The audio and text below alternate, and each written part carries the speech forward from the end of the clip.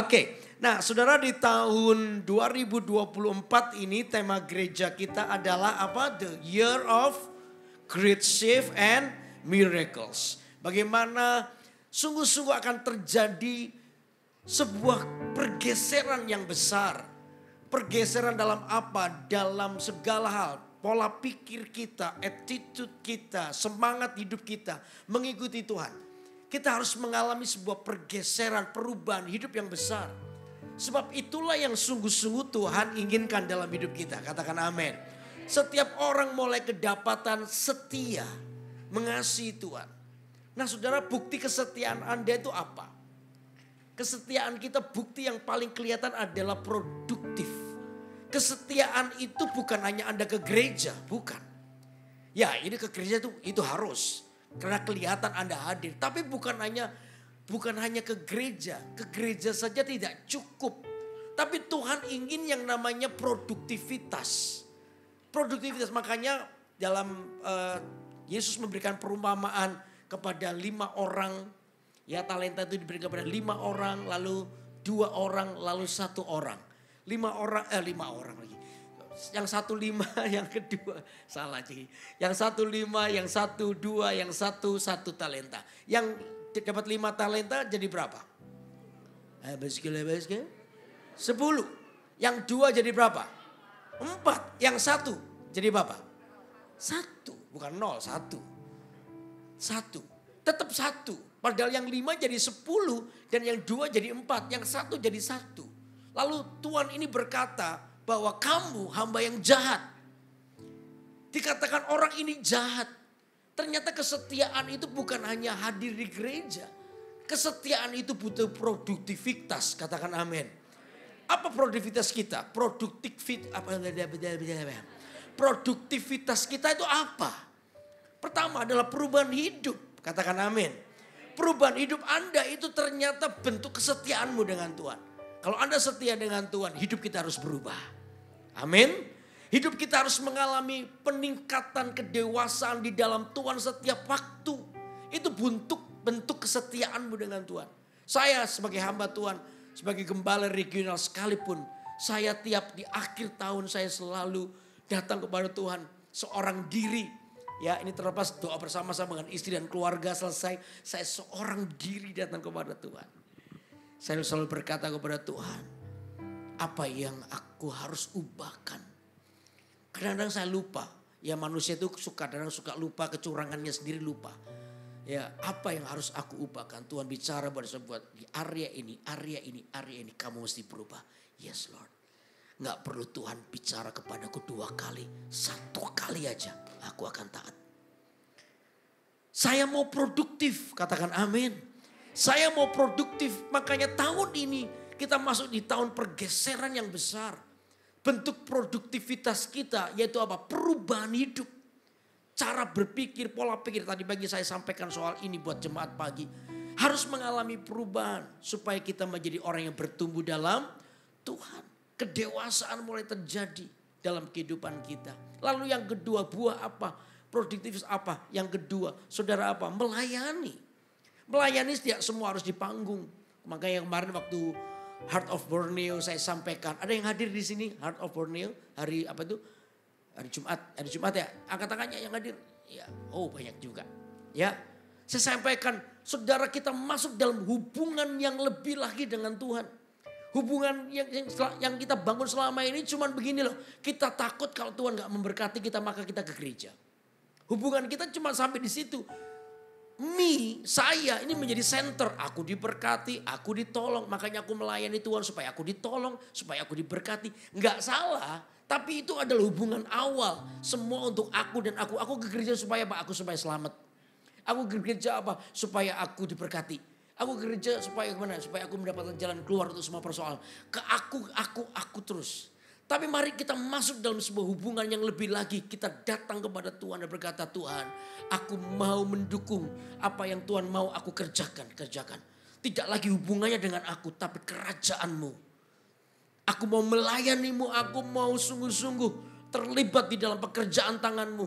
Di seluruh Kalimantan ini, 60 gereja akan berdiri. Aku mau terlibat di dalamnya. Engkau berkati aku atau belum berkati aku atau tidak berkati aku gak peduli. Yang penting aku mau ikut bersama dengan kau. Kalau ada orang prinsip seperti ini pasti berkat Tuhan akan jatuh pada orang ini. Halo amin. Bukan karena aku mau diberkati tapi aku mau terlibat dalam pekerjaan. Makanya kemarin sudah sekarang ini sudah dikalkulasi. Dan puji Tuhan kabar gembira bagus. Banyak banget. Yang pertama yang paling banyak itu kasih perpuluhan waktu. Saya coba akan jelaskan kepada jemaat perpuluhan waktu itu apa.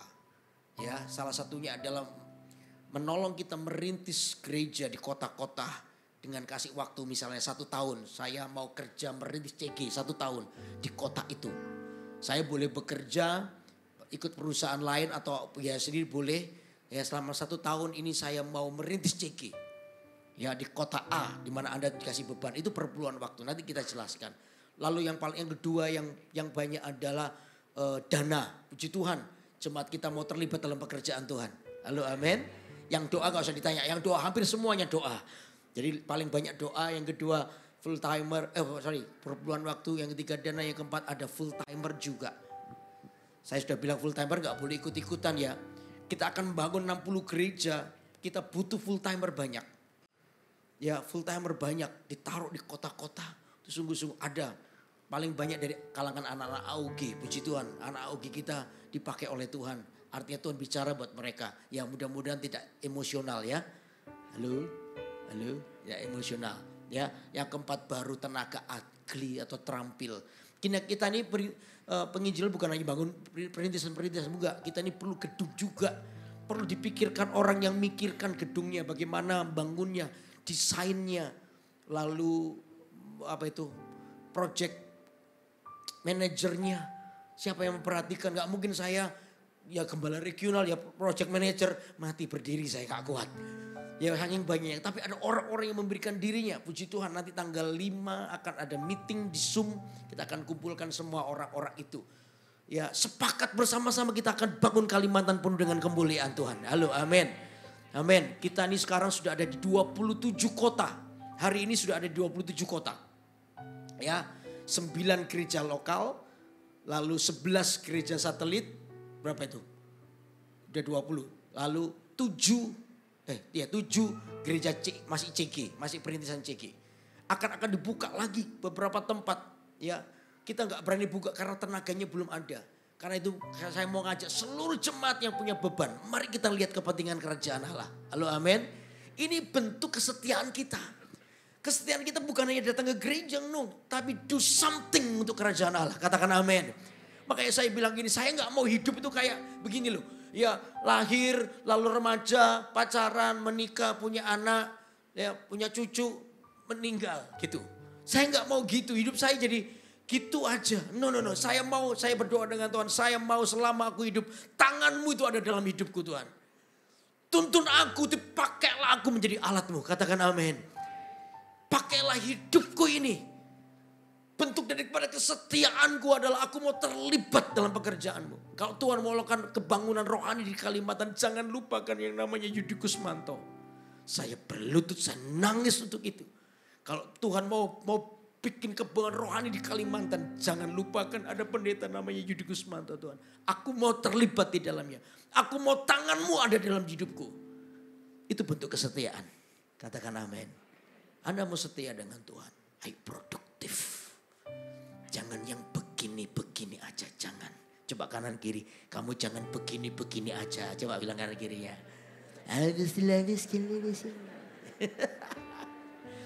Jangan begini-begini aja. Ayo kesempatan. Amin saudara. Semua untuk kemuliaan Tuhan. Ini jadi kolaborasi. Ya saya sebagai pendetanya, Pak John Lee sebagai pendetanya. Oh ya salam dari Pak John Lee tadi WA saya. Salam Pak. Beliau sekarang ada di Medan. Pelayanan di Medan ya. Anda salam balik enggak? Hah? Kok gak antusias?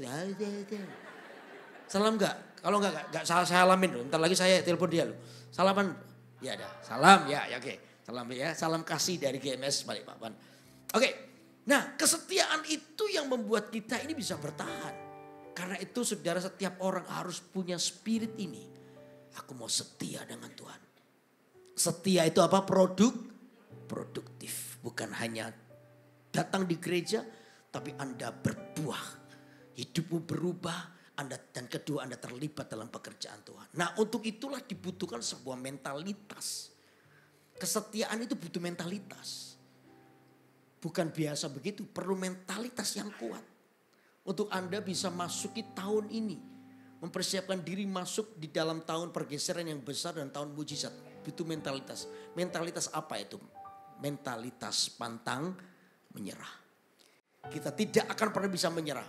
Coba Yohanes 4 ayat 34. Coba. Yohanes pasal 4 ayat 34. Kita baca ya. Yohanes 4 ayat 34. Oke.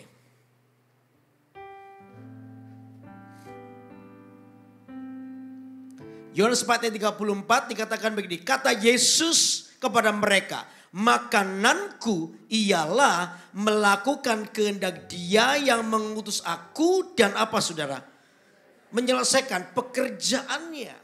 Ini harus sungguh-sungguh ada dalam hati kita. Yesus berkata begini, makananku ialah melakukan kehendak Dia yang mengutus aku. Dan ini penting, menyelesaikannya. Makanya ini jadi doa saya. Saya setiap kali berdoa, Tuhan thank you kalau hari ini aku berada dalam kehendak Tuhan. Terima kasih. Tapi aku tidak boleh selesai, gak boleh santai. Tidak boleh berleha-leha, tidak boleh. Karena apa? Tuhan belum selesai dengan saya. Halo, amin. Tugasku adalah menyelesaikannya sampai akhir. Nanti di ujung daripada apa yang saya kerjakan. Saya mati lagi. Kasar katanya. Meninggalkan dunia ini. Ya gitu kan. Meninggalkan dunia ini. Saya mau sungguh-sungguh menjadi orang yang berpengaruh. Penting dalam kerajaan Allah. Katakan amin. Saya tetap menjadi orang yang giat dalam pekerjaan Tuhan. Ketika Tuhan panggil aku mau menyelesaikan sampai 60 gereja dari Kalimantan. Saya akan bekerja, saya akan keliling untuk menyampaikan berita Injil. Saya akan mengundang banyak orang ikut join bersama-sama. Untuk kita ini bekerja bersama-sama. Dan lihatlah 60 gereja itu pasti akan berdiri. Katakan amin. Halo amin saudara. Ini sebuah mentalitas yang kita bangun. Makanya saya undang jemaat, ayo kesetiaanmu tidak boleh begini-begini aja. Kita harus menjadi pertama menjadi orang yang berubah hidup kita. Itu buah yang kita kejar. Lalu yang kedua adalah terlibat dalam pekerjaan Tuhan. Apa yang Anda punya, saya percaya pasti tiap jemaat punya potensi. Paling tidak Anda bisa berdoa buat kebangunan rohani. Katakan amin. Enggak melulu saya tentang Anda terus saya. No. Tidak melulu tentang Anda terus saudara. Ini waktunya kita bisa melihat pekerjaan Tuhan. Makanya mentalitas ini harus ada. Aku melakukan kehendak Bapakku yang telah mengutus aku dan menyelesaikannya. Makanya tiap kali saya lihat kaca diri saya mau pelayanan, mau khotbah di Balikpapan sampai tadi pagi aja saya bilang ini, Yudi, kamu belum selesai ya. Kamu memang sudah ada dalam kehendak Tuhan sekarang. Visimu jelas membangun 60 gereja yang ada di Kalimantan. Tapi kamu belum selesai. Jangan nganggur, jangan santai, jangan berleha-leha ya. Selama ada waktu, beritakan Injil dan memuridkan orang. Pergi ke kota-kota yang gak terjangkau di Kalimantan. Bangun gereja di sana. Hari ini saya lagi bangun kota Sangatta dan Malinau. Saya berharap tahun ini akan berdiri gereja lokal di sana. Halo amin. Saya cerita gak apa-apa ya. Kemarin saya cerita. Ya saya itu bermimpi. Saya itu mimpi khotbah di ratusan orang. Khotbah di ratusan orang, lalu habis khotbah saya altar call mereka, banyak orang maju ke depan, saya rasakan hadirat Allah yang begitu luar biasa. Tiba-tiba saya terbangun, saudara, kaget. Oh ternyata cuma mimpi. Coba saya lihat jamnya jam 2:30 pagi. Istri saya sedang tidur di sebelah. Aku bangun tapi saya bisa rasakan waktu saya bangun tuh hadirat Allah di mimpi itu bisa kebawa sampai saya bangun. Saya bangun tuh saya rasa hadirat Allah di situ. Saya nangis di situ, saya nangis jadi-jadinya. Kalau saya sudah begitu saya tuh ngerti Tuhan tuh mau apa dengan saya. Saya bilang Tuhan, kau mau apa dengan saya? Apa yang harus saya lakukan? tiba-tiba muncul kata Sangatta. Kota Sangatta. Sangatta itu di plan saya itu 2026 saya baru masuk ke sana. Setelah tunggu Bontang, GMS Bontang kuat, maka dari Bontang akan merintis Sangatta. Dari Bontang akan merintis Sangatta, itu plannya. Saya mencoba menjelaskan kepada Tuhan, nanti tunggu Bontang kuat. Bontang ini sekarang lagi perintisan, tahun ini semester 1 ini akan jadi gereja lokal. Jemaat mereka masih 100 orang. Nanti kalau Bontang sudah selesai, kuat, nanti saya merintis dari Bontang merintis Sangatta itu lebih gampang. Cuman 1 jam, ya 1 jam setengah lah paling enggak bisa. Tuhan bilang no, terlalu lama. Ada banyak orang yang sudah berdoa di Sangatta, berdoa minta kebangunan rohani. Kamu yang harus pergi ke Sangatta, kamu yang merintis gerejaku di sana. Saya tahu sudah kalau begitu saya sudah nangis, saya bilang Tuhan kalau Tuhan suruh aku pergi, aku akan pergi. Tidak akan pernah mengganggu jadwalku sebagai gembala regional. Gak akan mengganggu. Aku akan atur sedemikian rupa. Saya pergi ke sana saudara dengan tim. Ya pergi ke sana lalu ketemu dengan pemimpinnya. Saya ngomong planning saya selama ini. Ya, mereka ini saya planningkan bulan Januari ini. Hari ini sudah dari 1 CG, Desember kemarin 4 CG. Januari ini, jadi mereka 4 CG. Saya planning Juni nanti dari 4 jadi 8. Itu planning saya Juni. Tapi kemarin saya ketemuan Zoom dengan mereka. Lalu saya tanya kamu berapa pemimpinnya siap. Ternyata April ini mereka sudah melahirkan. Jadi 4 jadi 8 CG bulan April ini. Wow kok cepet banget. Tuhan dulu buat percepatan. Dari 8 CG ini sudah ada pemimpin berikutnya maju ke depan. Mereka di CGT-kan 1. Dan mereka betul-betul begitu luar biasa. Nanti bulan planning saya itu bulan Oktober mereka jadi 16 CG. Oktober nanti planning saya. Tapi saya curiga jangan-jangan dipercepat. Saya planning saya itu April tahun depan gereja itu berdiri. Tapi saya curiga jangan-jangan Desember ini sudah berdiri. Karena melihat percepatan yang begitu luar biasa. Wow, saya pergi ke Malinau. Terus tahu nggak perjalanan ke Malinau? Saya cerita gini nggak apa-apa ya. Bukan, supaya Anda tahu bagaimana berkontribusi buat pekerjaan Tuhan. Ya, saya itu kalau ke Malinau tuh selalu berangkat dari rumah saya Samarinda itu jam 5 pagi. Saya ke Balikpapan dulu 1,5 jam. Titip mobil dengan Pak John Lee. Pak John Lee bawa mobil saya pulang ke rumahnya. Saya naik pesawat. Ya, naik pesawat ke Tarakan. Dari Tarakan saya besok pagi naik kapal 3 jam menempuh sungai sampai ke Malinau. Di sana ditunggu oleh jemaat di sana. Wah, jemaatnya juga 2 CG antusias. Ya, lalu saya mulai coba atur ketemu dengan pemimpinnya dan saya bilang dengan mereka harus siap. Ternyata dari 2 CG nanti bulan April ini jadi 4 CG. Wah, cepet lagi. Saya juga agak curiga jangan-jangan Malinau tahun ini juga berdiri. Wow. Tuhan itu mau cepet, saudara. Saya cuma bilang gini, Yudi kamu too slow, sangat pelan. Terlalu pelan nak kamu. Pekerjaan Tuhan sedang membutuhkan, kamu harus ada di situ. Lihatlah pekerjaan Allah sudah menguning, padi-padi ini siap dituai.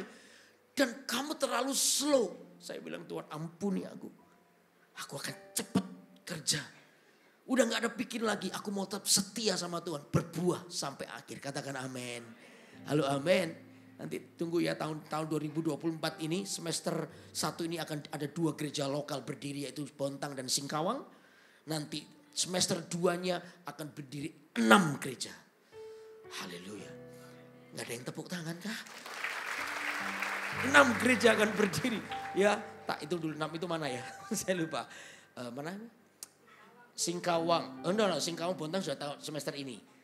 Nah, semester kedua Batu Licin, Samarinda Seberang, lalu Pangkalan Bun, lalu Malinau, lalu Sangatta. Saya masih berharap satu ini Pangkalan Bun. Tadi sudah ya Pangkalan Bun ya? Sudah. Pas kan ya? Matematika saya agak telat. Oh tambah 1. Bero atau Penajam. Saya masih ketik-ketik Pak John Lee. Ayo. Karena Bero dan Penajam itu tanggung jawabnya Balikpapan. Ya tak itik-itik Pak John Lee, ayo Pak John Lee, ayo Pak John Lee, ayo lagi lihat sesuatu di Penajam atau di Berau. Hari ini Penajam siapa? Brili akan di Penajam ya. Ya, udah khotbah di sana hari ini. Wow, luar biasa. Ya kita doakan supaya terjadi percepatan, supaya kerajaan Allah ditegakkan, semakin banyak orang menerima Tuhan dan hidup mereka mengalami perubahan. Halo, amin. Halo, amin. Gereja harus berbuah, gereja harus menunjukkan kesetiaan. Kesetiaan bukan hanya memenuhi bangku gereja, no bukan hanya ini. Hidupmu harus berubah. Sia-sia kalau gedung ini penuh tapi hidupmu gak berubah. Sama aja dengan bohong itu. Kita cuma panasi bangku gereja. Jemaat 7D, tahu jemaat 7D? Datang, duduk, diam, dancing, dengkur, duit, dada. 7 aja. Saudara. Dada gitu kan.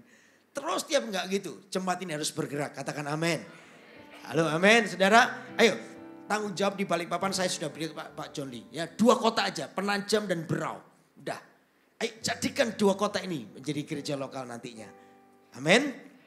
Enggak ada yang amin. Ya, oke. Nah, saya agak keluar konteks ya. Jadi itu bagi beban dulu gak apa-apa. Nah, mentalitas yang dibangun adalah mentalitas untuk tetap tidak menyerah dengan keadaan. Ya, tidak menyerah dengan keadaan, pantang menyerah. Makanya itu saudara, jangan terus tinggal di dalam kelemahanmu. Kelemahan apa yang seringkali menghantui dirimu hari ini? Kelemahan itu biarlah diganti dengan justru kelemahan itu menjadi kekuatan Tuhan. Tuhan mau pakai hidup Anda. Kelemahan-kelemahan apa yang seringkali gandoli gitu loh. Yang seringkali menarikmu ke bawah, itu harus Anda perhatikan baik-baik. Tadi pagi saya cerita ada seorang bapak yang pukulin anaknya begitu luar biasa. Gara-garanya cuman ini. Bapaknya itu suka main game. Main game gak apa-apa. Saya kadang-kadang main game, is okay. Tapi main game saya Tetris cuman itu aja. Uno. Ya. Tapi saya gak mau terikat dengan game itu. Bahaya ini kalau game terus mengikat hidup kita bahaya. Seorang ibu datang yang dari ayah suami istri datang kepada saya, ibunya bilang, "Pak, ini Pak keterlaluan, anaknya dipukulin sampai kakinya ini terluka gara-gara apa? Sering dipukulin waktu itu sama anaknya." Penyebabnya apa? Bapak itu main game, Saudara. Bapaknya itu mau menang asik gitu, anaknya lari-lari, kesandung kabelnya lepas. Akhirnya gamenya mati. Tuh bapaknya ngamuk sungguhan. Anaknya dipukulin pakai gagang sapu, begitu keterlaluan. Gara-gara itu suami istri ini mau cerai gara-gara itu. Kelemahan yang tidak diurus itu akan jadi kejahatan yang serius. Tapi ingat ya, kelemahanmu kalau kau serahkan kepada Tuhan, justru itu akan dipakai jadi kekuatan. Katakan amin. Tadi pagi saya bahas ini, gak apa-apa saya bahas ulang ya. Yuk kita buka di mana itu? Markus pasal 8. Markus pasal 8 ayat 14.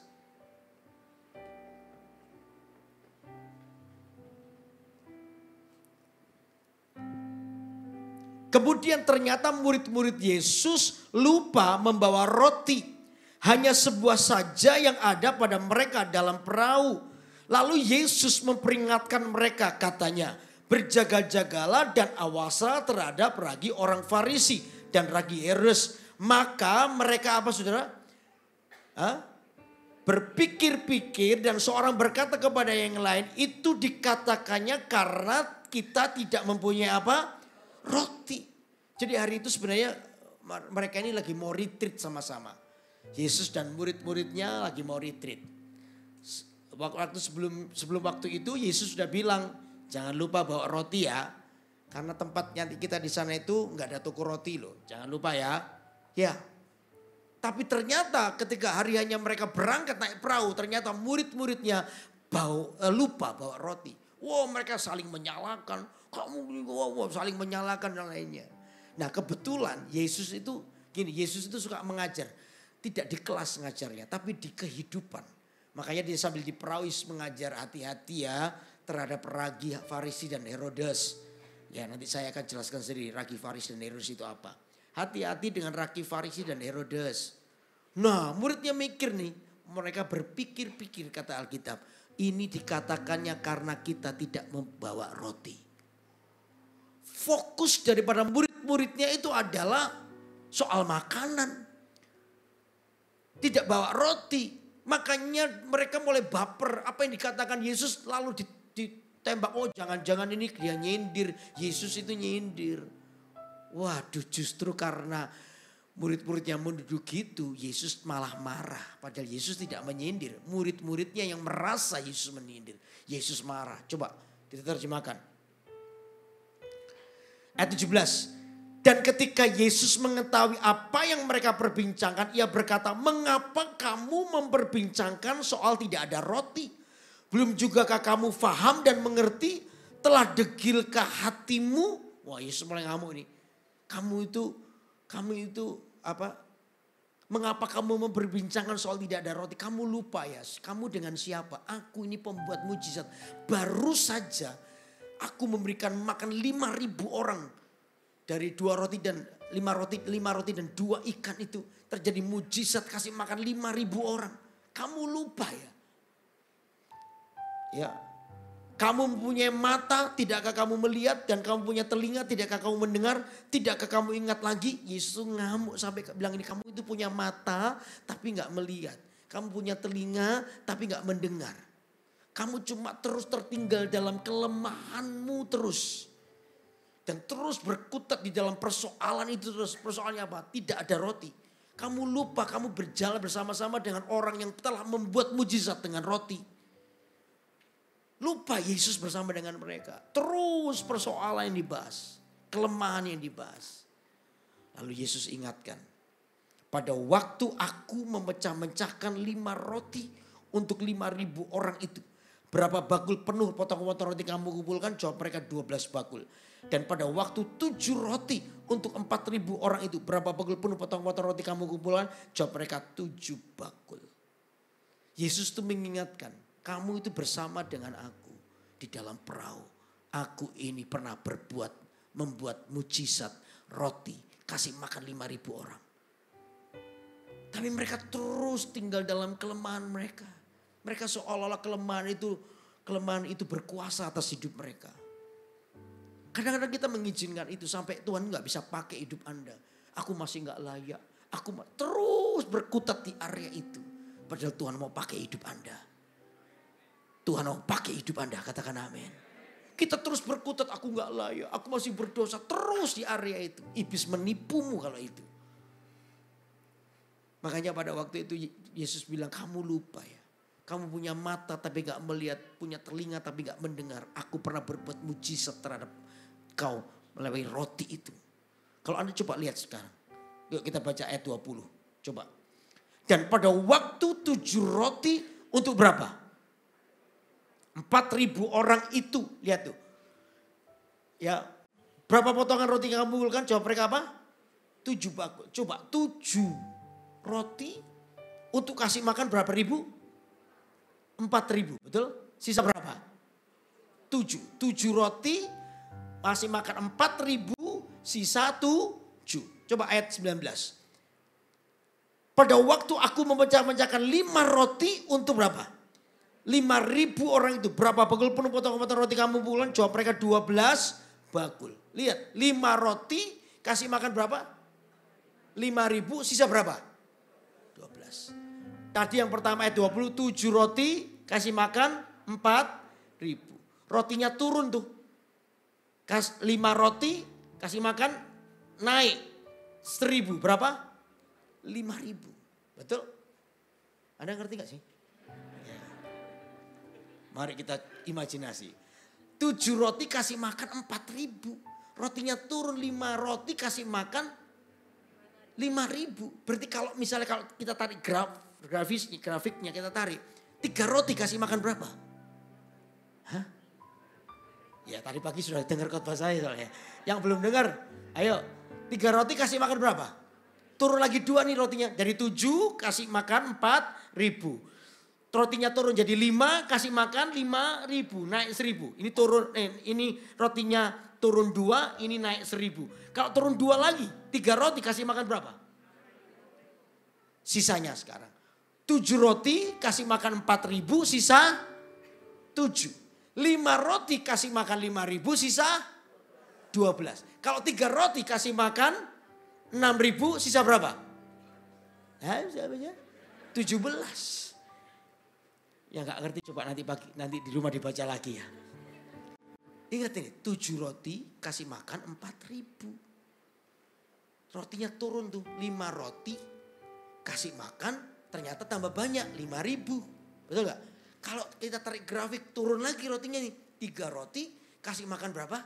6, tambah 1.000, 6.000. Sisanya juga gitu, 7 roti 4.000, sisa 7. Kalau 5 roti kasih 5.000, sisa 12, naik 5. Berarti kalau 3 roti kasih 6.000, sisa 17 berarti. Berarti semakin sedikit roti, semakin banyak yang dikasih makan dan semakin banyak sisanya. Betul gak? Semakin Anda lemah. Seperti anak kecil itu bawa 5 roti dan 2 ikan, itu bekalnya dia serahkan kepada Tuhan. Kalau kelemahanmu kamu bawa keserahkan kepada Tuhan. Saya percaya disitulah Tuhan akan jauh lebih besar kesempatannya untuk melakukan mujizat lewat kelemahanmu. Katakan amin. Semakin Anda membuka diri untuk Allah melakukan sesuatu yang besar. Makanya inilah alasannya kenapa Paulus berkata di saat aku lemah disitulah kekuatanku. Karena ada proses menyerahkan kelemahan kepada Tuhan. Halo amin. Disitulah kita gak pantang menyerah. Dengan kelemahan kita. Ada orang ini, aduh sudah hancur, saya sudah bertobat kok gini-gini lagi. Saudara, ada proses menyerahkan, ada proses peperangan rohani yang Anda lakukan. Anda serahkan kelemahanmu kepada Tuhan. Lalu saya percaya Tuhan buat mujizat. Kelemahanmu diganti justru itu kekuatanmu. Halo amin. Saya waktu di Manado. Saya datang seorang ibu datang kepada saya. Pak Yudi. Saya ini punya 4 anak. Suami saya tidak tahu digondol sama wanita lain Pak. Doakan saya ya Pak. Doakan apa? Saya bilang. Doakan supaya suami saya kembali ke keluarga. Jadi suami dan anak-anak saya Pak. Supaya keluarga saya bahagia. Ya nanti saya doakan ya. Nah terus kamu penghidupanmu gimana? Ya itu Pak. Suami saya sudah gak kasih penghidupan. Saya jual Nogosari. Tahu Nogosari? Anda tahu Nogosari? Tahu ya Nogosari? Tahu ya, itu kalau bahasa Inggris kan dragon extract. Dragon extract. Iya kan bahasa Inggrisnya dragon extract toh. Ya, kalau Putu Ayu, bahasa Inggrisnya apa Putu Ayu? Beautiful grandchild. Ya, saya jual Nogosari Pak. Ini yang diberkati Tuhan laku Pak. Ini yang saya pakai untuk untuk biaya anak sekolah saya 4. Oh iya, saya itu pernah dicobain Nogosarinya. Ini Nogosarinya dicobain. Itu santannya itu sampai lengket-lengket di langit-langit saya. Saya itu mau mati keloloten. Untuk tak minum langsung gitu. Dia tanya enak Pak? Oh, enak. Saya mau gak enak itu yang gak enak juga sama dia. Mau lagi? Enggak. Katanya ini yang paling laku. Ya sudahlah. Oh Tuhan mau memberkati mau apa lu? Betul gak saudara? Masuk gak enak tetap laku ya Tuhan berkati kok mau apa kita. Ya sudah ini ya itu Pak. Ya saya doakan. Ya saya bilang sama ibu itu saya doakan ya. Ya jadi hari itu altar call saya khotbah apa aja altar call apa aja dia pasti maju ke depan. Gak ada hubungan atau ada hubungan sama dia tetap maju ke depan untuk didoakan. Jadi saya tenang saya khotbah apa pasti ada yang maju ke depan. Siapa yang mau bertobat maju buat ibu-ibu lari ke depan. Wah, udah saya doakan terus sudah. Sampai satu hari doa kita didengar oleh Tuhan. Suaminya itu melakukan kecurangan. Karena mungkin maaf ya rongrongan dari wanita lainnya itu supaya lebih kaya. Pria ini korupsi di sebuah restoran besar di Manado waktu itu. Dia jadi manajer, dia korupsi dan ketahuan. Lalu dia dipecat. Begitu dia dipecat, semua pekerjaan kayak tertutup. Tidak ada orang yang mau menerima dia. Aduh, akhirnya dia mengalami pemecatan yang kedua adalah apa? Dipecat oleh willnya. Dipecat, akhirnya dia sendirian. Kos juga gak bisa bayar 3 bulan. Aduh, dia sumpek, dia bingung saudara. Dia tiba-tiba dia nganggur, gak tahu gimana dia jalan pagi. Kayak gak tahu orang tujuan, gak tahu begitu. Dia jalan pagi, dia jalan menyusuri di jalan Boulevard. Tiba-tiba dia dengar sebuah lagu pujian. Sebab kau besar, perbuatanmu ajaib. Itu di GMS Gereja Mawar Syaro di Manado. Ya, dia bilang aku sudah lama gak ke gereja. Dia masuk ke gereja itu. Duduk di belakang. Pas giliran kebetulan saya yang khotbah. Saya khotbah. Akhirnya saya tantang siapa yang hari ini hidupmu tidak berpengharapan. Yesus sumber pengharapan. Datang di depan ini dengan iman akan saya doakan supaya mujizat terjadi dalam hidupmu. Siapa yang hari ini kau mengenai jalan buntu. Maju ke depan dalam nama Yesus, maju ke depan. Ibu itu kali ibu yang sudah biasa ini. Akhirnya jemaat semua maju ke depan. Ya, saya doakan ibu ini sudah. Ya datang pertama kali, doakan pertama kali lah sudah doakan. Pas giliran bapak itu kan saya nggak tahu. Saya doakan bapak itu, tahu nggak saudara? Waktu saya doakan bapak itu, tangannya bapak itu pegang tangan saya. Pegang sih nggak apa, kukunya itu masuk ke kulit saya. Aduh, saya perih juga. Dia buka mata dia aja, Pak Yudi doakan saya Pak. Pak doakan saya Pak. Loh, aku ini lagi doain kamu sekarang ini. Saya mau bilang tutup mulutmu gitu kan. Soalnya dia tuh gak sikat gigit berapa hari tuh. Baunya minta ampun. Pak saya doakan nyiprat di sini saudara. Jadi saya bilang saya lagi doain Bapak sekarang. Iya doakan. Saya gak bisa berdoa soalnya semakin saya doakan tangannya semakin tajam ke tangan saya. Saya bilang lepaskan tanganmu dari tanganku. Dalam nama Yesus, amin. Kita doain, sudah selesai ibadah, sudah pulang. Bapak ini datang, Pak Yudi, saya boleh bicara enggak? Oh ya boleh. Saya sudah pakai minyak angin di sini, supaya saya enggak pingsan duluan. Ya gimana Pak Yudi? Saya ini laki-laki bejat Pak. Saya meninggalkan istri dengan 4 anak. Dan saya sungguh-sungguh menyadari sekarang saya orang berdosa Pak. Saya aku salah Pak. Saya mau kembali, akan itu Pak. Ya saya doakan, nanti saya doakan. Ya Bapak saya apa namanya, dia sebut namanya. Dan ini Pak, saya yakin sih Pak Yudi pasti bisa tolong saya. Duh, yang tolong Bapak itu Tuhan.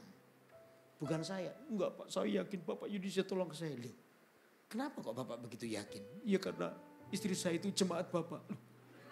Oh iya, jemaat saya? Iya Pak. Yang mana istrinya? Itu. Oh, wanita itu.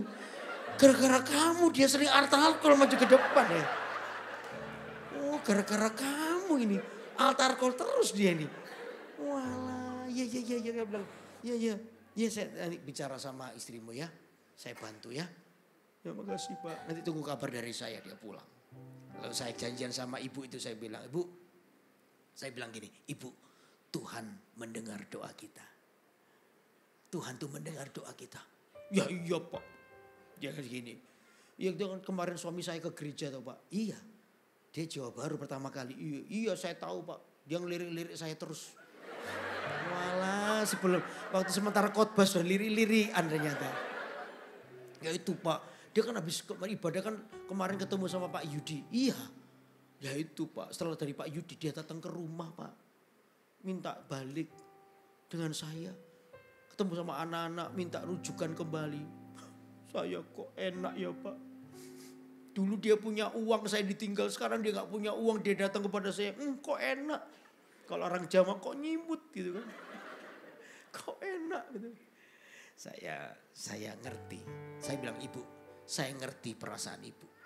Kalau saya jadi ibu mungkin juga susah. Tapi pernah gak Ibu ingat. Dulu Ibu datang kepada saya.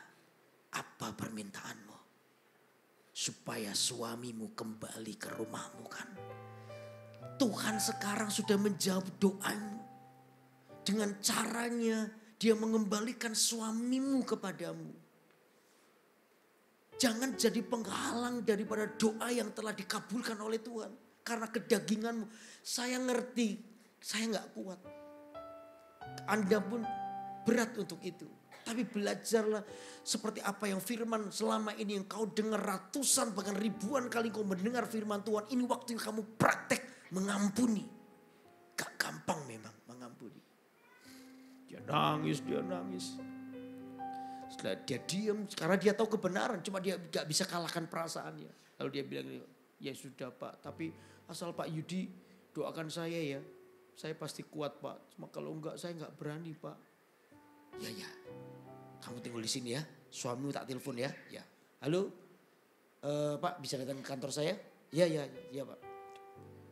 Tak pikir masih setengah jam lagi, 5 menit lalu tuk.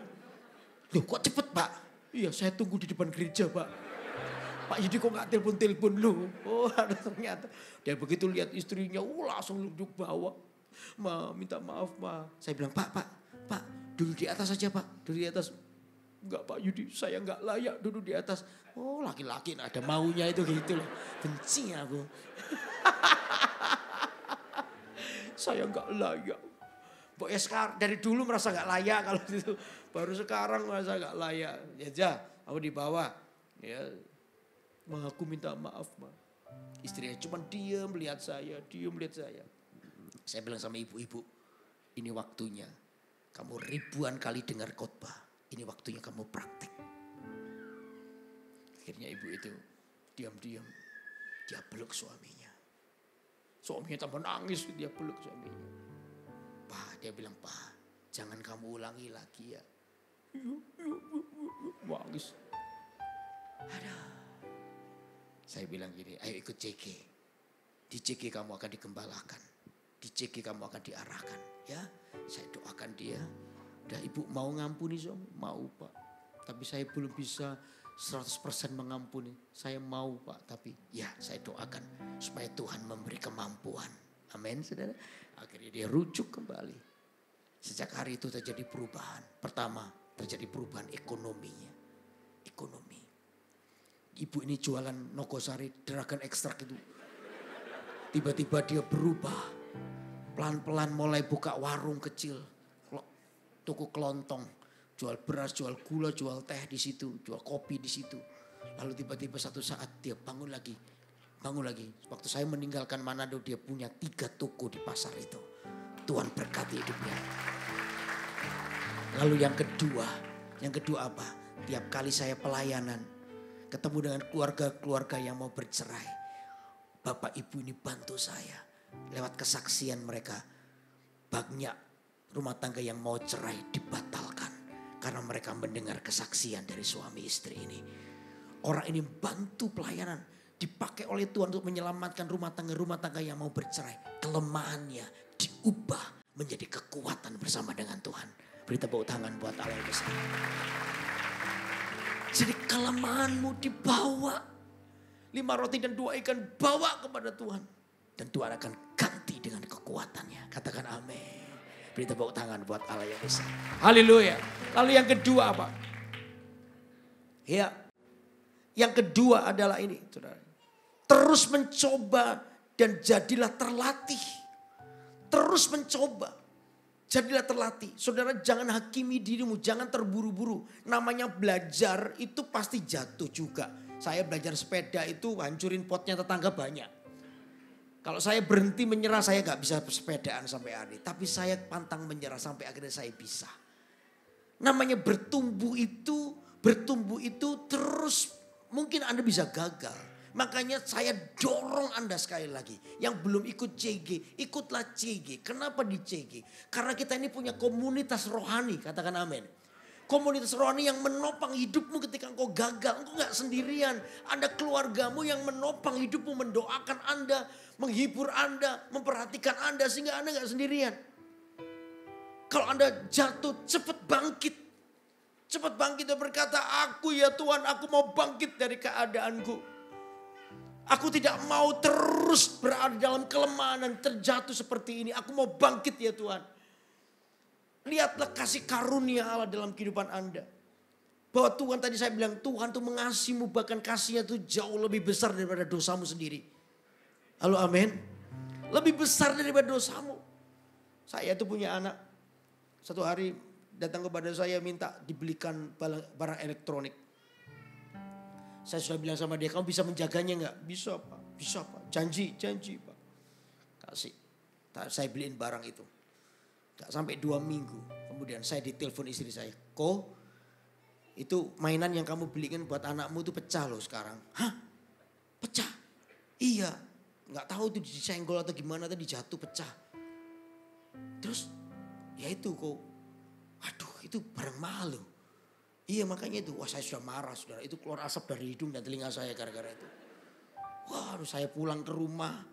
Istri saya bilang itu anaknya, biasanya kalau saya pulang rumah, anak saya itu Ken itu, kalau masih kecil kan, suka loncat-loncat tuh, dia seneng banget tuh. Saya udah pulang, minta gendong lah macam. Tapi hari itu dia gak keluar dari kamarnya. Dia takut, saya bilang mana anaknya? Itu di kamar dia takut ketemu kamu. Saya marah. Saya masuk pintu kamar aja, gitu, saya ketemu dia.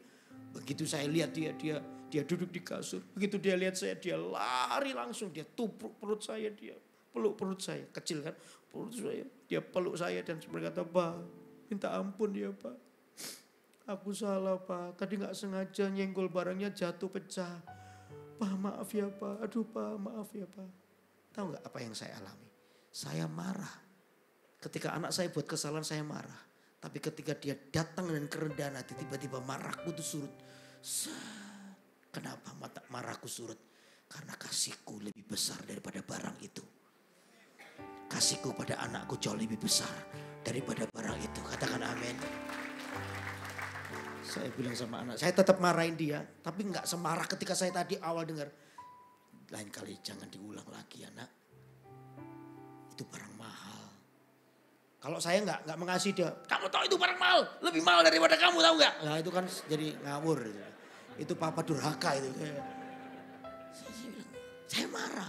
Tapi kontennya hatiku jadi pelan. Ya bis, tidak apa-apa. Tapi lain kali jangan diulang lagi ya. Oke? Iya Pak. Papa nggak beliin kamu itu lagi loh ya. Udah ini ponisnya kamu nggak dapat barang itu lagi. Nggak apa-apa. Nanti aku lem pelan-pelan. Ya, ya. Oke, Papa nggak marah, enggak. Asik, gitu lagi dia. Sama dengan Tuhan. Kalau Anda berbuat dosa, Tuhan tuh marah. Tuhan itu nggak suka Anda berbuat dosa.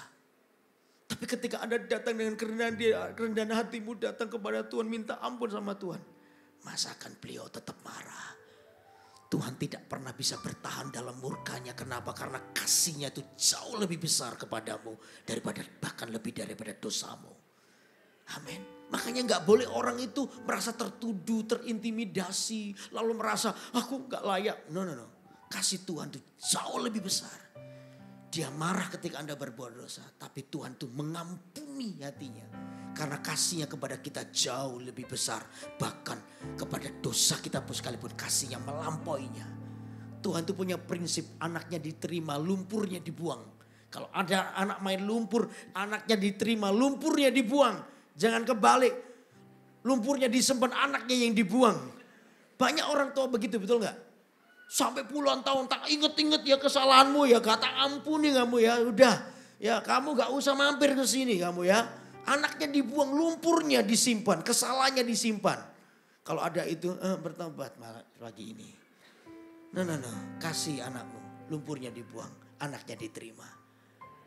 Supaya engkau diberkati oleh Tuhan. Amin saudara. Halo amin. Itu yang saya bilang saudara. Terus mencoba dan jadilah terlatih karena Anda tahu jaminannya Allah itu mengasihimu. Selama pintu kasih karunia masih terbuka, saudara punya kesempatan kepada Tuhan. Sebab nanti kata kitab Wahyu, pintu itu akan tertutup. Pintu kasih karunia itu akan tutup di mana doa pun aja sudah gak akan dikabulkan. Tertutup. Mumpung sekarang masih di zaman kasih karunia, cepatlah menjadi orang yang terlatih. Terus mencoba, jangan tinggal dalam kesalahan, bangkit. Ayo terlatih, bangkit lagi. Nanti Anda menjadi orang yang terlatih. Terlatih itu apa sih? Ayo saya coba, terlatih itu apa? Terlatih itu artinya ini, orang yang terlatih itu artinya orang yang lebih tertarik kepada sebuah proses daripada sekedar hasil. Kenapa? Terlatih itu adalah sebuah kualitas karena telah melewati sebuah proses. Seorang dokter ahli telah melewati sebuah proses apa? Proses belajar, proses latihan sehingga dia terlatih. Tapi kalau orang nggak mau melewati proses, kepingin langsung jalan pintas, bisa berhasil tapi tidak punya kualitas. Bisa jadi pemimpin, sokok sana sokok ini lalu dipilih jadi pemimpin tapi nggak punya kualitas. Karena orang ini tidak pernah masuk di dalam proses. Gak apa-apa ya, di Alkitab ini ada sebuah, coba buka di berapa itu? Hakim-Hakim 20 coba. Hakim-Hakim 20 ayat terakhir ya. Hakim-Hakim 20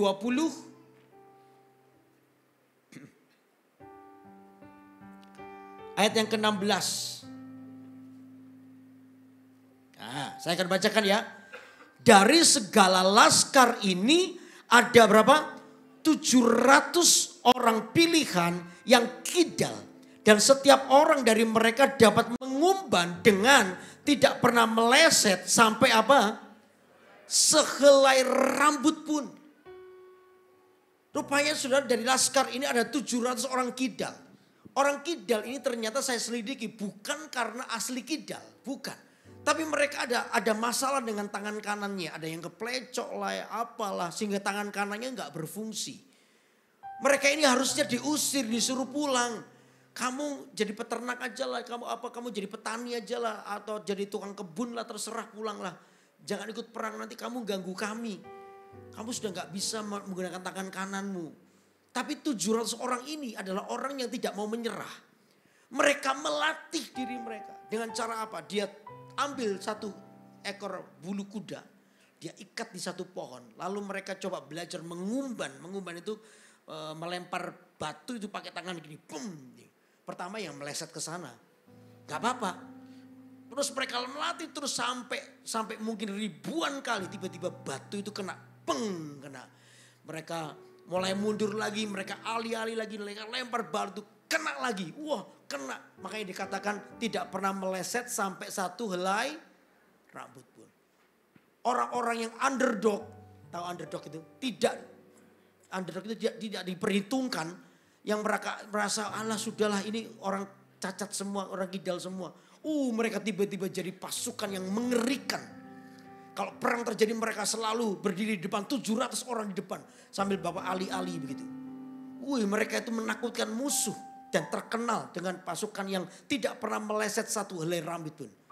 Bayangin kalau mereka mau bunuh saudara itu. Dia ngomong sama tetangga itu. Baju kuning yang pojok itu gak suka saya. Yuk kita bunuh sama-sama ya. Ayo kita lempar. 1, 2, 3. Wasap. Tiba-tiba musuhnya mati. Temannya kaget. Kok mati ya? Dilihat gak ada darahnya. Gak ada darahnya. Tiba-tiba batu itu ditemukan di hidungnya satu dan satu. Gak bisa nafas, mati dia. Tidak pernah meleset sehelai rambut pun di dalam hidung kita banyak rambut, betul gak saudara? Apalagi ini banyak rambut, sehelai rambut itu aja tidak pernah meleset. Apalagi hidung sebesar ini, batu itu masuk dan mati dia. Ditakuti. Pertama itu diremehkan, tapi justru orang yang ditakuti karena apa? Dilatih. Amin. Ayo jemaat, saya dorong Anda ikut CG.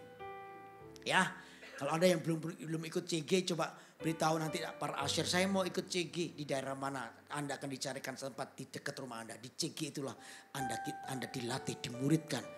Jadi Anda akan terus menjadi orang yang tidak akan mudah menyerah, pantang menyerah. Amin. Ada 2, yang pertama apa? Ayo, pertama apa? Kelemahan akan diubah menjadi kekuatan. Oke, lalu yang kedua menjadi tidak apa? Terlatih. Ayo jangan mudah kalah. Terus bertumbuh. Saya percaya Tuhan pasti membuat kita berhasil. Beri tepuk tangan buat Allah yang besar.